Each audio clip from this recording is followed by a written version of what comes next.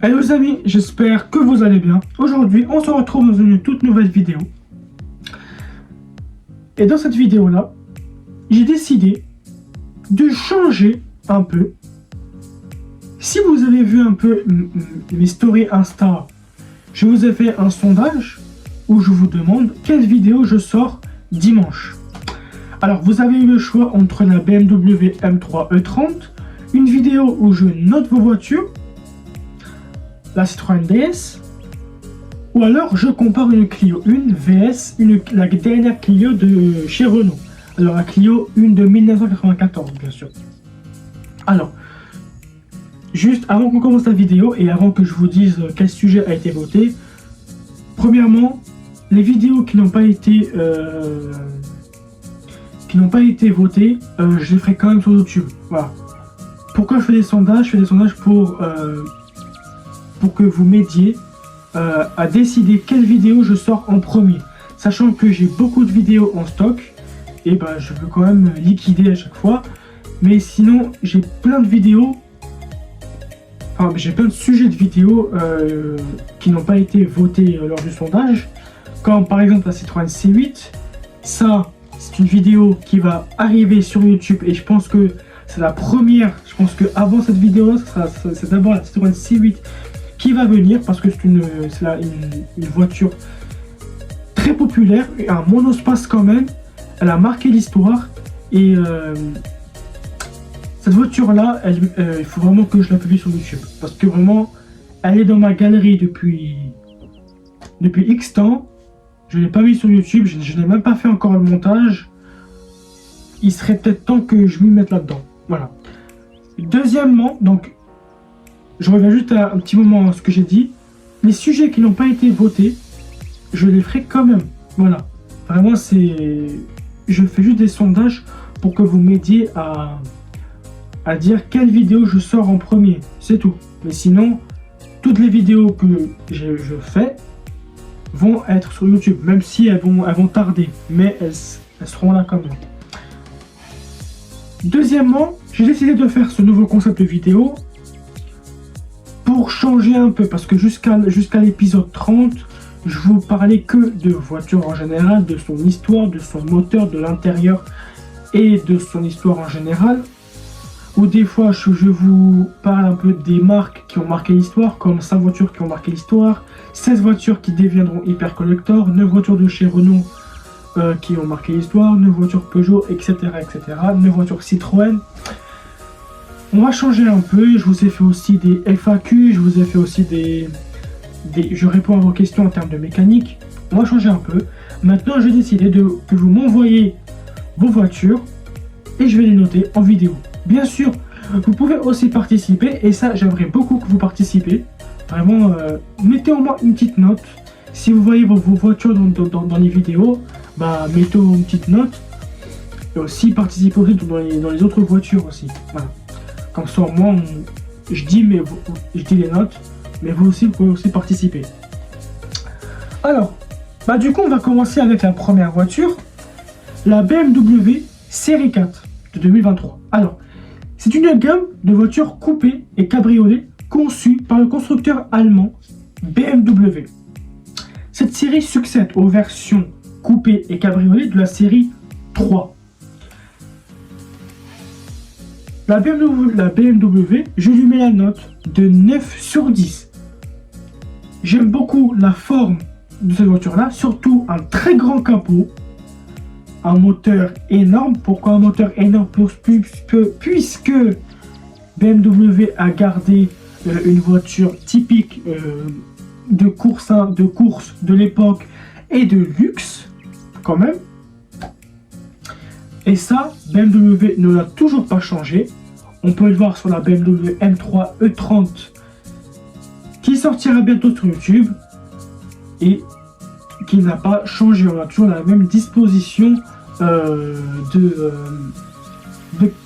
capot ou de taille de voiture. On a la même taille, la même forme si vous voulez. Donc pareil, mettez-moi une note sur cette voiture-là. Je serais curieux de voir vos avis. Donc moi, je mets la note de 9 sur 10. Maintenant, la Citroën Picasso. Alors, Citroën, c'est une marque que j'aime beaucoup, d'accord? Voilà. Sauf que, quand on parle de la Citroën Picasso, je parle plus de la Citroën Picasso la plus grande, pas la plus petite. De toute façon, je vais vous mettre une image pour que vous compreniez mieux. Alors, la voiture là, j'ai un note 9 sur 10. Car la forme du véhicule me plaît vraiment. Je vous ai dit que j'aime plutôt sa grande sœur, celle qui a un grand volume de coffre, comme la Citroën C8 ou alors comme la Peugeot 3008, celle qui a un très grand volume de coffre. La C4 Picasso est proposée en 6 motorisations et 3 finitions différentes en version standard ou longue grand Picasso. Voilà, donc moi je veux le grand Picasso. Celle-là c'est plutôt le standard, celle-là. Voilà. Mais sinon je mets vraiment 9 sur 10, voire 8 sur 10 quand même. 8 sur 10 c'est mon dernier avis. Donc à vous aussi, hein, mettez-moi en commentaire la note sur cette voiture-là. Donc voilà, moi c'est cette voiture-là que je préfère. Déjà, elle a du charme, elle a du style. Donc les finitions ont évolué durant la production. C'est l'entrée de gamme de Citroën C4 Picasso. Elle propose un pare-brise feuilleté, athermique et acoustique. Cette Citroën C4, elle est très très belle. Voilà. En plus, couleur beige, couleur crème, couleur bleu nuit aussi, c'est pas mal. Même la couleur noire, je suis fan. Salut YouTube, moi c'est Amine. J'ai décidé de créer ma propre chaîne pour vous partager ma passion que j'ai pour l'automobile. On aura mes rêves de jeunesse à travers des Youngtimers, des projets fous dans l'automobile. Vous verrez des vidéos de moi en train de réparer des véhicules. Je conseille des personnes, que ce soit en mécanique ou autre. La connaissance des voitures automobiles est présente depuis toujours et je compte bien la garder et la faire évoluer. Bienvenue sur la chaîne Passionné Automobile. Maintenant, la Ford, je n'ai pas le nom de cette voiture-là, mais si je retrouve le nom, je vous mettrai son nom. Alors, je mets une note de 6 sur 10. Pourquoi 6? Parce que je connais pas cette marque. Ford, alors je sais que Ford a marqué l'histoire, comme la Ford Capri, mais les nouvelles Ford, je ne connais pas. Moi, je connais que les anciennes voitures. La Ford Capri, d'ailleurs, j'aimerais bien vous faire une vidéo dessus parce que c'est une voiture magnifique. Donc vraiment, cette voiture-là, je ne me suis jamais penché dessus. Voilà. Donc 6 sur 10 et c'est mon dernier mot. Voilà. Vous aussi, la note sur cette voiture-là. Donc vraiment, jouez le jeu quand même. Hein.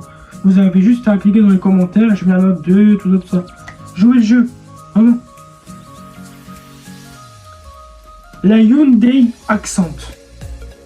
Alors, ceux qui me suivent de TikTok, vous savez que c'est une voiture préférée, vu que je suis d'origine algérienne et que cette Hyundai Accent est présente partout, en différentes couleurs, en différentes formes, et vraiment c'est une voiture que j'aime beaucoup. Alors, je mets la note de 10 sur 10 sans hésiter, sans discuter. La Hyundai Accent, c'est ma deuxième voiture préférée quand je vais en vacances, parce que quand je vais en Algérie, c'est la première voiture que je vois. Alors je vois en couleur noire, en couleur bleue, en couleur gris, couleur blanc. Vraiment une voiture que j'aime beaucoup. C'est une voiture coréenne, Hyundai coréenne. D'ailleurs, je vous ai déjà fait une vidéo sur cette Hyundai Accent, c'est l'épisode 10, si je dis pas de bêtises. Et je mets la note de 10 sur 10 sans hésiter. Maintenant, à vous de jouer, mettez la note sur cette voiture-là. J'attends vos pronostics. La Hyundai Tucson. Pareil, Hyundai Tucson, marque coréenne. Je lui mets la note carrément de 10 sur 10. Pourquoi 10 sur 10? Parce que c'est une voiture qui propose des fonctionnalités comme des très bonnes fonctionnalités quand même. Le Bluetooth, la climatisation bisous, le chauffage, les sièges chauffants. En fait, c'est là où on a carrément une voiture de luxe avec l'empreinte digitale au poignet. Voilà. Donc c'est vraiment une voiture qui me plaît beaucoup. Voilà. Alors, je l'ai mis là parce que j'ai un membre de ma famille qui a cette marque-là. Voilà. Donc je me devais absolument de la mettre sur la liste. Et aussi parce que j'ai déjà conduit cette voiture-là. Et maintenant, la crème de la crème, la Renault Clio 1 de 1994. Alors, la Renault Clio, c'est ma voiture. Donc j'ai décidé de mettre ma voiture dans la liste là. Pourquoi? Parce que pour moi, je la trouve extraordinaire, je la trouve magnifique. Alors, il y en a qui vont me dire, oui, parce que je reçois beaucoup de messages sur ça qui me disent, oui, la Clio, elle est très très moche, tout ça. C'est votre avis. Je ne partagez pas vos mauvais commentaires avec moi.